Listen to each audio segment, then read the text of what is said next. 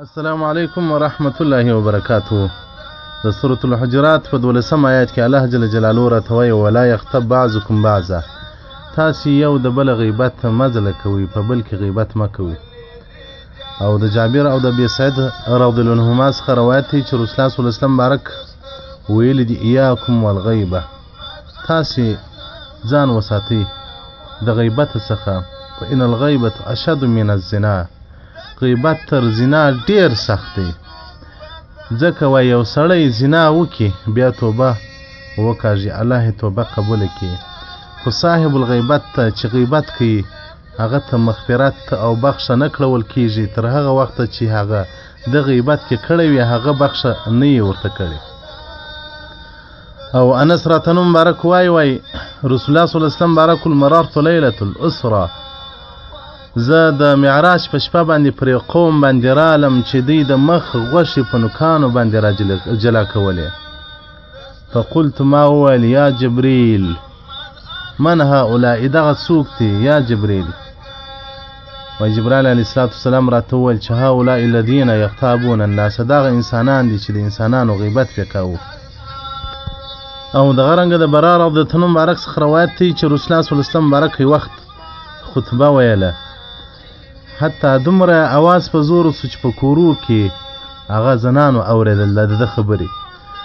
رسول الله صلی الله علیه وسلم مبارک ویل ای انسانانو، ای مؤمنانو، لا تغتابوا المسلمین، تاسې د مسلمانانو غیبت مه کوئ. او د میمونې رضی الله عنها مبارک څخه روایت دی چې رسول الله صلی الله علیه وسلم مبارک راته ویل یا میمونې، د قبر د عذاب څخه پناه غواړه، او د قبر عذاب چې انسان ته سخت کړول کیږي او د قبر په عذاب چې انسان مبتلا کیږي، الغیبة والبول، غیبت کول او د بولو سره احتیاط نه کول. او د ابو هريره مبارک څخه روایت دی چې رسول الله صلی الله علیه وسلم د قبر عذاب د درو شانو څخه وي، له غیبت او د مسلمانانو په مابینځ کې شیطانت کول او د بولو سره نه احتیاط کول، د دغه درو شانو په وجه باندې د قبر عذاب پیدا کیږي. او دغه رنګه د قتاده رضی الله عنه مبارک څخه روایت دی چې رسول الله صلی الله علیه وسلم مبارک وایي د قبر په عذاب کې یوه حصه عذاب د غیبت په وجه باندې، یوه د شیطانت په وجه باندې، یوه د بولو سره د بېباکۍ په وجه باندې چې سړی د حیواناتو او یا د خپلو بولو سره بېباکي کوي، هغه کالي نه ځین کنټرولوي او کالي نه ځین ګوري. دغه په عذاب کې دغه درې شان ډېر غټ رول لوبوي د قبر په عذاب کې. او دغه رنګه په روایت کې راځي چې وایي رسول الله صلی الله علیه وسلم په ورځ قیامت په یو انسان ته وویل چې یو انسان ته به وویل چې ورشه د پلانکي څخه خپل حق واخله، دی به وایي چې پلانکي خو زما حق نه و باندې، زما پور نه و ورباندې. نو بیا به ملایکې ورته وایي چې دا هغه څوک و چې په تا کې په دنیا کې غیبت کوه، ورشه دا خپل غیبت حق ځینې واخله، خپل غیبت پور ځینې واخله. نو به ورسي که دا غیبت چې کړی دی د هغه په عملنامو کې به وګوري چې هغه ښه ښه نیکۍ د هغه به جلا ټولې کړي. که چیرې هغه ګناهګار وي نیکۍ نه لري، بیا به د خپل عملنامې څخه هغه بدې بدې هغه خراب اعمال چې د په ژوند کې کړي دي هغه به ده ته ورکړي، وایي ده په دنیا کې په ما کې غیبت کړی دی، نو ستا نیکۍ نشته چې زه یې ورسره واخلم، دغه زما بدۍ ستا، نو به زما او ستا حق سره مجرا سي. او دغه رنګه د انس رضی الله عنه مبارک څخه روایت دی چې الغیبة اشد من الزنا، غیبت سخت تر زنا. ویلی صاحب الغیبت لیس له توبة، د دپاره توبه نسته، د ده دپاره توبه نسته. هغه وخت توبه ده چې هغه د غیبت چې کړی دی هغه بخښه ورلره وکړي. دغه رنګه یو شیخ مبارک وایي سهار لمانځه څخه راووتلم، یو شاګرد راته رالی چای ته یې بوتې، نو بیا وایي ده راته ووایي چې ماښام شپه مې د پلانکي عالم سره وه، هغه په تا کې غیبت کوه. نو د عالم وایي ما ماښام خوب لیدی، د هغه بل عالم د عملنامو څخه نیکۍ زما او عملنامې ته رااولي، زما د عملنامې څخه هغه بدۍ د ده و عملنامې ته بلوتوت کېږي ورځي. نو په دې سیر باندې نه پوهېدلم چې دا څه سیر دی. خو کوم وخت چې دغه شاګرد رالی راته ویل چې پلانکي په تا کې غیبت کوه، زما د خوب معنا هم وختله. نو باره مې وایي تحفه برابره کله زماني کشمیش و بادام و هر څه چې وه. نو ورلم د عالم کور ته ورلم، ما تحفه مې ورکړله، ښه عزت و اکرام مې د ده وکړ. ول ده رسول سبحان الله ټوله شپه مې په تا کې غیبت کوه او ستا شاګرد راغلی و، دا ټوله شپه ستا په غیبت را باندې تېره سوه او ته دونه نیک یې، اوس دې بیا تحفه هم راته راوړې ده. ول مال خو ښه دې را سره وکول. ول ده ښه مې نو ولې در سره کړي دي، خو غیبت مې کې در وکړي، دا خو مې بد در سره وکول. ول مال یا ښه دې را سره کړي دي. ما ماښام خوب لیدی ستا د عملنامې څخه حسنات یو نیکۍ زما عملنامې ته راځي او زما د عملنامې څخه ګناهونه ستا عملنامې ته در بیلوتت کېږي. نو د دې خوب په معنا نه پوهېدلم چې دا څنګه سیر و څنګه کیف دی. کوم وخت چې شاګرد دا بیان راته وکړي ما د خوب معنا هم وختله. او د رسول الله صلی الله علیه وسلم برک حدیث مبارک هم دغه دی چې په یو څوک په یو انسان کې غیبت کوي د هغه نیکۍ د ده عملنامې ته راځي، د ده ګناهونه د هغه عملنامې ته ځي. نو غیبت کول په یو چا کې دا اصلي په خپل ځان سره ظلم دی، هغه ته هېڅ ضرر نه رسېږي، هغه ته دې نوره ګټه ورسوله. که په یو چا کې غیبت کوې ستا ورسره عداوت او دښمني وي، خو دا خو دې ګټه ور ورسوله، ضرر دې نه دی ورسولی، خو نیکۍ دې ورکړلې، نیکۍ دې موت یې ورکړې. عبدالله بن مبارک رحمت الله علیه وایي که غیبت ما کولی ما به د مور پلار غیبت کولی، ځکه ما ته دا خوند راکوي چې زما نیکۍ مور پلار ته ورسي. نو خو نه د مور پلار غیبت کوم نه د بل چا د کوم، که مې کولی په مور پلار کې به مې کړی وای چې خپلې نیکۍ دی ته ورسي، خپلې نیکۍ مې په دې باندې پیرزو کېږي. نو محترمینو موږ چې په یو چا کې غیبت کوو موږ هغه ته اوس ګټه ورسوو او که تاوان ورسوو، دا خو عین ګټه ده. که د یو چا سره ستا تربورګلوي وي، د یو چا سره ستا عداوت وي، د یو چا سره ستا دښمني وي، دا خو دې عین ګټه ور ورسوله، دا خو دې عین هغه ته منفعت ور ورسوه. او دغه رنګه وایي موسی علیه السلام ته الله جل جلاله وحی وکړ من مات تائبا من الغیبة، که څوک د غیبت څخه په توبه باندې مړ سي، یعنې دغه عفو د هغه سړي څخه هم واخلي، فهو اخر من يدخل الجنه، دا به اخرنی هغه څوک چې جنت ته ننوځي. ومن مات مصرا علیها، که څوک پر غیبت باندې همیشه توب کوي په دغه حالت کې مړ سو، فهو اول من يدخل النار، دا به اول هغه څوک چې دوزخ ته به ننوځي. او د ابوذر غفاري رضی الله عنه مبارک څخه روایت دی چې د ابو برزه رضی الله عنه څخه روایت دی چې رسول الله صلی الله علیه وسلم مبارک وایي لا تحاسدوا ولا تباغضوا، تاسې حسد ما کوئ، بغض ما کوئ. او رسول الله صلی الله علیه وسلم مبارک وایي تاسې یې مسلمانانو په مابینځ کې شیطانت ما کوئ او تاسې یو د بل غیبت ما پلي کې کوئ. وکونو عباد الله اخوانا، د الله بندگان ځان جوړ کړي او مؤمنان یا سورونه یا سره ورونه ځان جوړ کړي. او دغه رنګه د عبدالله بن عمر رضی الله مبارک څخه روایت دی چې رسول الله صلی الله علیه وسلم مبارک وایي رسول الله صلی الله علیه وسلم وایي په ورځ قیامت به انسان راوړل چې د الله جل جلاله حضور لره، هغه د نیکیو عملنامه او د بدیو عملنامه دواړې به ورته راوړل شي، اعمال به وتلل شي. رسول الله صلی الله علیه وسلم وایي فترجع السیئات، هغه د ده ګناهونه به ټول درندوالی پیدا کې، هغه به ډیر سي، نیکۍ به لږ سي. نو دلته به حکم و فیصله د دوزخ پر باندې کېږي چې دوزخ دې بوځي، ځکه چې د هر چا ګناهونه ډیر سي، نیکۍ لږ سي، هغه به یا الله بخښ ورلره کوي یا به علیه الصلاة والسلام شفاعت کوي یا به دوزخ ته ځي.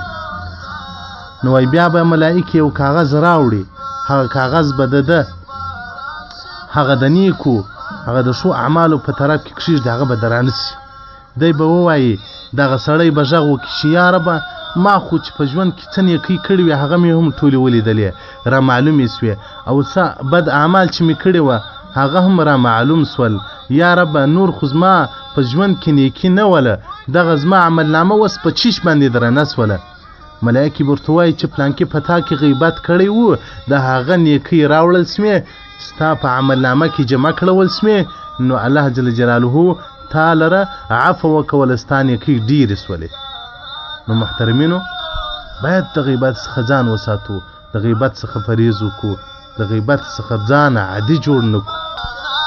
تفسیر در المنصور د سورة الحجرات آیات 12 او 14 صفحه 591 جلد 14 او دغه رنګ امام غزالی رحمت الله علیه مبارک په مکاشفة القلوب صبحه 315 باب نمبر 88 یو مستقل بحث باب ږدي په ذم او په بدوالي کې د غیبت. نو محترمینو غیبت هغه ستره ګناه ده چې هغه تر زنا هم سخته ده، تر زنا هم عذاب سخت دی. هیڅوک چې ځان نیسي توبه به وکړي، الله جل جلاله به توبه قبول کړي. او هغه څوک چې هغه غیبت کوي تر هغه وخت چې مسلمان غیبت نه یو مسلمان بخښه نه ورته کړي، دته الله جل جلاله بخښه نه کوي. او بل دا په موږ کې یو ډېره د افسوس او ډېر د تعصب ځای دی چې غیبت په موږ کې هغه یو عام سوی دی. املا هم په اخته دی، امي هم په اخته دی، شیخ هم په اخته دی. که املا زنا کوي خلک به څومره تهمات ورباندې وایي چې دا زاني دی. او خو په هر مجلس چې ورسي که په غیبت ته ورګډ نه سي وایي دا په مجلس نه پوهېږي، د دې مجلس نه دی زده. نو ځکه وایي ابراهیم بن آدم رحمت الله علیه مبارک یو وخت د ادیرې سره ډېر کښېنستی، په ادیره کې به ډېر ناست. علما پوښتنه ځینې وکړي چې ته ولې د خلکو مجالس ته نه ورځې چې د مړو سره ناست یې؟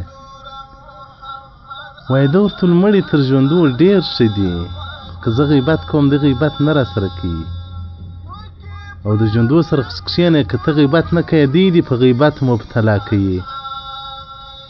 او مړي زما عبرت اخرت لپاره یو عبرت ځینې واخم، د ژوندو سره چې کښېنم اخرت مې هیر سي. نو واقعات په دا زمانه کې موږ واقع سوي چې هغه هر مجلس ته ورسي هلته به غیبت وي.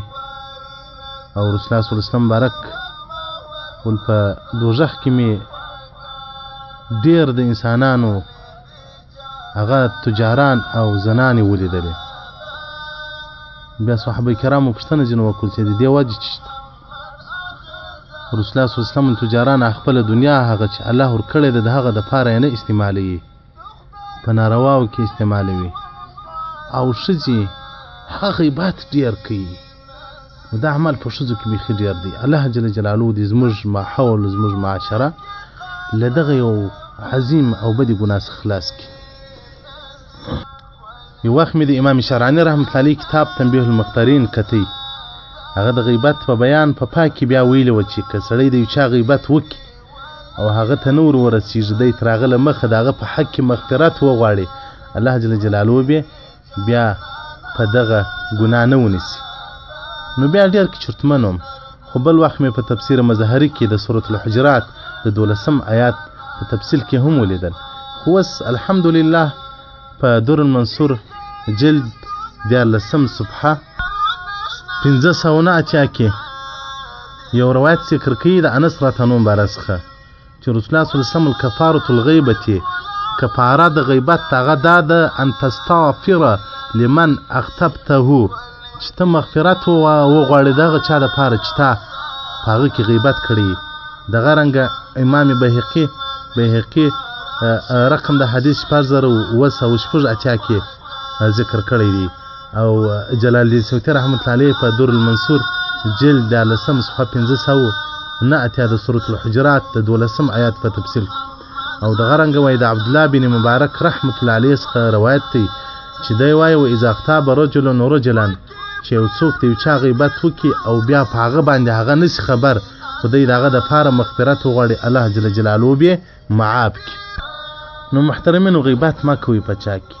بیا که بل فرض غیبت وسي نو چې لا غیبت له ځایه راولاړ سي یا په مجلس کې الله ته خو چا ته عفو وکړي چې ما غیبت کې کړی دی، الله ته بخښه ورلره وکړي، ته یې وبخښې، ته نجات ورلره ورکړې.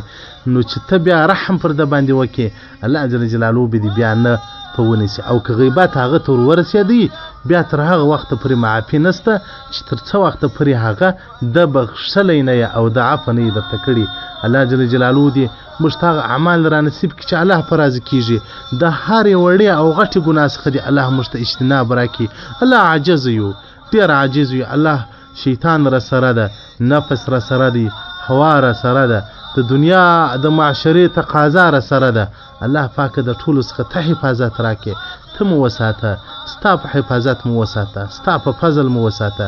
که ستا فضل نه وي یا ربه موږ څخه به ډېرې تعداوې وسي، ځکه رسول الله صلی الله علیه وسلم بارک و بیبي فاطمه الزهرا رضی الله عنها بارک تی ویل ولې بیبي فاطمه الزهرا بیبي فاطمه الزهرا دا دوا ډیره کوچیاره بستا بیا فضلمو د سترګو په رف باندې هم ما پرېږده و خپل نفس ته مو میله کوه ربه ستا فضل را باندې وکړه نو الله ته پر موږ رحم وکړه زموږ مجالس د غیبتو څخه خلاص کړه زموږ په مجالسو کې ستا د دین او ستا د ذات او ستا د حبیب بیانات نشر کړه الله جل جلاله چې په هر مجلس کې دینی مباحثه او دینی بحث شروع شي پر خلکو باندې وغمیږي الله زموږ خلک د دین سره په الفت او په مینه کې هغه محبت او مینه او الفت له دین سره ډیر کړه چې تر هر ډول مجلس د دین مجلس ته خوند ورکړي والسلام علیکم ورحمت الله